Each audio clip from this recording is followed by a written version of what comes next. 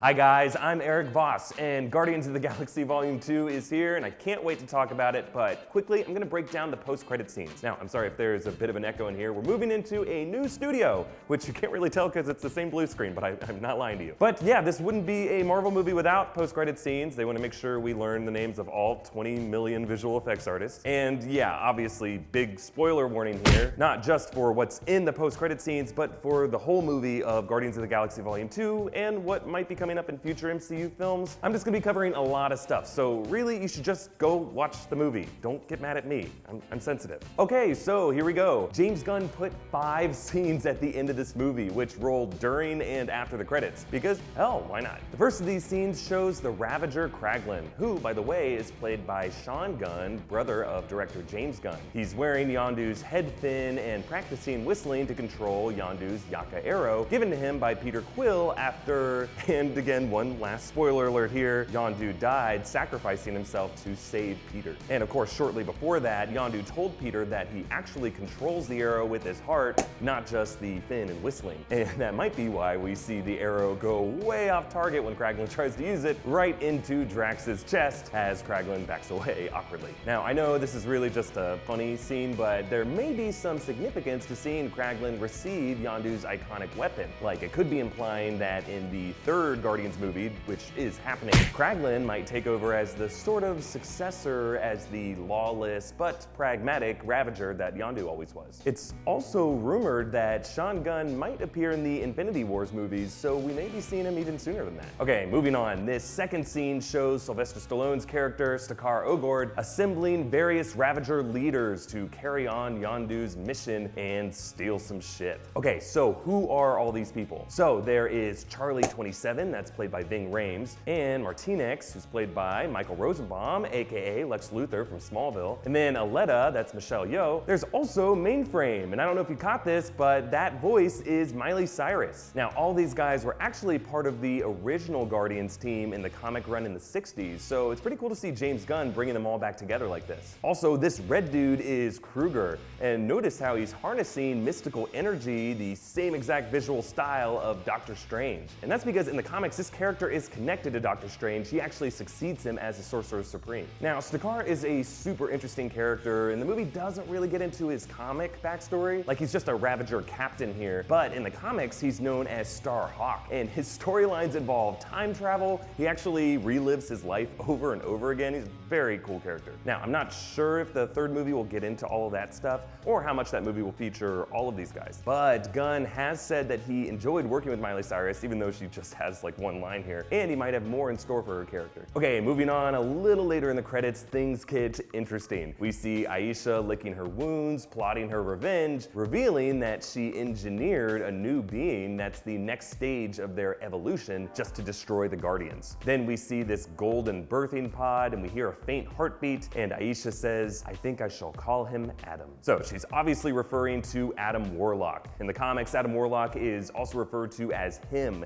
He's a genetically perfect, super powerful being designed by a group of scientists called the Enclave to be an even more perfect version of Aisha. She's actually called her. But now it seems like Adam Warlock's origin is being tweaked so that Aisha created him. Like the superior race of the Sovereign is creating an even more purely superior being. Also, James Gunn has said that Adam Warlock cocoon Easter egg that he put in the first Guardians movie was kind of a mistake. He just meant it as a joke then. So that's why this cocoon has a different look and design here now that the character is actually joining the narrative. Now, Adam Warlock is an awesome character in the comics. He actually plays a big role in the Infinity Gem arc. Gunn actually wanted him to be in this movie, but he felt that it already had plenty of other characters and storylines going on, so he didn't want to overcomplicate things. It also sounds like Warlock won't be part of the Infinity Wars movies, but he will come back in Guardians of the Galaxy Volume 3. And one more quick thought on this, even though I doubt this is the case, but if you remember early in the film, it's hinted that Aisha wanted to experiment with Peter to reproduce the old-fashioned way, which I assume means like doggy style. I'm a traditionalist. Anyway, that never happens in this movie. I'm pretty sure the Guardians leave the Sovereign immediately after that conversation. But wouldn't it be awesome if we later learn that it did happen, and part of Aisha's formula for this superior being included some of Peter's DNA? I mean, we do learn that he is the son of a Celestial in this movie. Like, that could be part of the explanation of how they're able to improve on their already kind of perfect genetic code. And if so, that would set up some more interesting daddy issues with like Star-Lord and his son, Adam Warlock. We'll see. Okay, moving on. This fourth scene actually does show what Star-Lord as a father figure might look like. We see Peter bickering with Groot, who has now aged into this moody teenager. His room is a mess, covered in vines, and he sarcastically "I am Groot's" at Peter as he plays a video game. They grow up so fast, don't they? Yeah, Peter, don't look too closely around that room. You might find some tissues with tree sap in it. Gross!